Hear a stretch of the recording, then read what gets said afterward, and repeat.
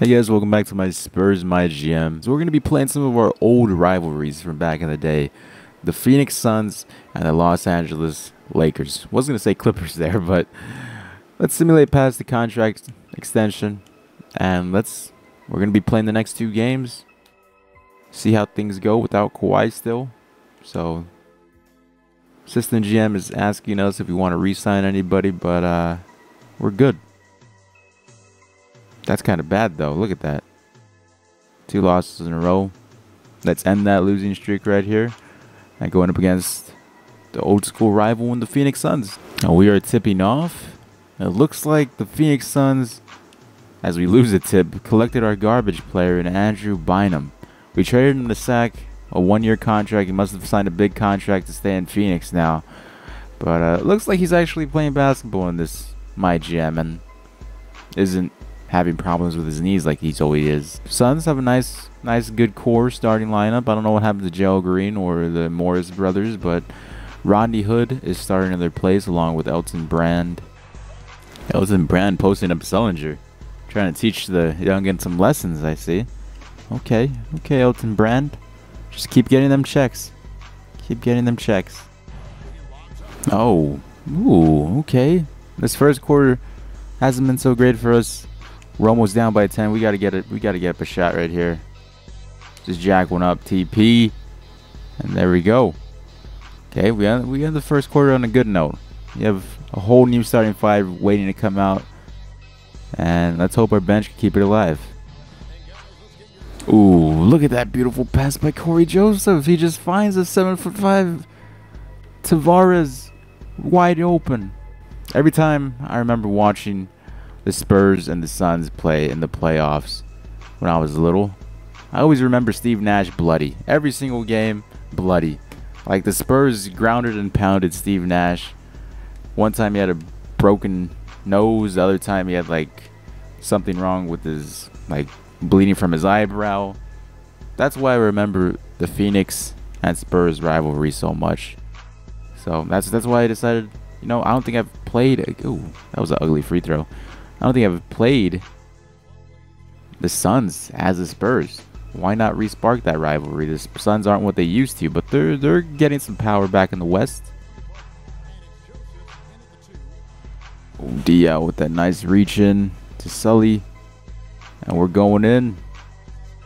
We just pushed, who was that, Bledsoe, to the ground as we get these free throws. We still got to work on Sullinger's free throws because that Detroit game, to win it and not send it into overtime, we missed that key shot and we're missing more. Okay, there we go. We got that one down. But the first shot with Sullinger is always ugly. Got to get it down. Ooh. Get enough space and we drive it to the hole over Andrew Bynum, the ex-Spur from season 1. Although he didn't really stay with the Spurs for a long period of time, he was a much better player and pickup than Thiago Splitter. But I thought about the future, and I said Andrew Bynum is not a center for the future once Tim retires. So that's why I traded for Cousins, and Cousins has been working out great for us. Haven't even thought about trading him unless we get like some type of other big superstar. I mean, there's not a better center than Cousins. I mean, Dwight Howard maybe, but Dwight Howard can't be shooting like Cousins can. So I'm really focused on keeping Cousins. He's like our solid centerpiece along with Kawhi. Oh, we get the steal, but they get it back. As long as there's no threes. We can't let them hit threes because when they start hitting threes, that's when our 20+ lead just diminishes to 2. That's usually how it goes. Oh my goodness.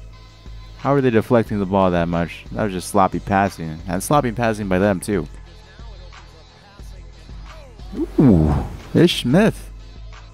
I don't know if that was a throwdown. I don't think he even touched the rim. Oh, no, never mind. He did. It looked like he threw it down like a Gerald Henderson on Dwight Howard type dunk. That's how... I didn't see his hand touch the rim on the live play. I saw it on the Kia Slam cam, but... We are just turning the ball over left and right here. You aren't getting anything going, and this is when the comeback happens for them. Up by 10. My famous quote comes into play once again. This is either going to be a blowout or the greatest comeback in NBA history.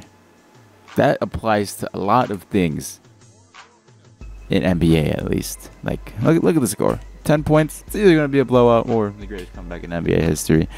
And I'm leaning on a blowout or a close game, but not the greatest comeback in NBA history. Ginobili. I feel like Ginobili's jumper, it's just weird. I don't shoot with him nearly enough sometimes. Like, he's there for most of the games. I could rely on him for shooting open threes. But I feel like the majority of the times he doesn't have that big explosive game. And I don't think he needs to because of the team we have. But I'm probably going to miss him a lot more than I realize when he's gone. Tim Duncan, I'll miss him in the actual NBA. But in 2K, he's very replaceable. Like, we could get heirs to basically replicate what Tim Duncan does in the NBA 2K14 game. Not saying in real life Tim Duncan isn't replaceable easily in real life, but in 2K I feel like he just might be, unlike Ginobili. But we'll have to see this upcoming season. I always like looking ahead to just see how we're gonna do things. As Ginobili still slamming it down, he's not looking to retire next season. Tim Duncan, on the other hand, he's gotten very slow for us. He gets tired very fast. He's only playing 28 minutes. And maybe I should limit that even more and have Sullinger get a more bulk of the minutes, because in the first quarter, he was like dying out there. We were barely like 3 minutes in, already needed a bottle of Gatorade. The future seems bright for the Spurs, and hopefully it's a nice way to go out for Timmy. So we're getting close to the playoffs once again. We got 2 more games. And then there's the playoffs knocking on our door. Corey Joseph open for 3. We really need to work on Corey Joseph's outside game. He has it. He just needs to get it more consistently. As Rodney Hood, that athletic beast, slamming it down. Oh, Hood. Just get in front of him. Tony Parker, get in front of him. Get in front of him. Contest it. There we go. We got this. Timmy. Icon passes. This is why I icon pass. I was going to pass it to Tim, but I don't know what happened. We just got caught in the magical grasp of the Phoenix Suns players. Tim. Let's go, Timmy. Still has life in him yet. He just gets tired so easy now. Last season he was okay, but this season is like his fatigue just gets the better of him. I mean, not that I'm complaining. Well, actually, I am complaining because we can't use the big fundamental nearly as much as we'd want to. Look at that. That's just fatigue. I don't know what that was, though. That wasn't fatigue. That was just not trying hard enough. We're going to hold the ball here. Win against the old rivals, the Phoenix Suns. The next game, we're going to be going even an older rival with the Los Angeles Lakers. These are the 2 rivalries that I want to be re-sparked in the NBA. And hopefully maybe one day that happens, because OKC and Spurs, that's not a rivalry. That's just a young team versus the best team in the West. So Rodney Hood, 13 points for the Suns. Eric Bledsoe, 12. Bynum, 3. Yeah, I mean, a lot of the guys scored, but not double digits, though. Unlike for us, Corey Joseph didn't score, Jeff Ayers didn't score, but we got some dudes in double digits, probably, right? Two guys in double digits. Manu Ginobili and Tony Parker on the verge of 10 points.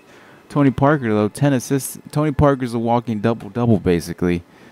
But Patty Mills, our leading scorer. It's nice to see a bench guy be our leading scorer from time to time, but I hope you guys enjoyed this episode.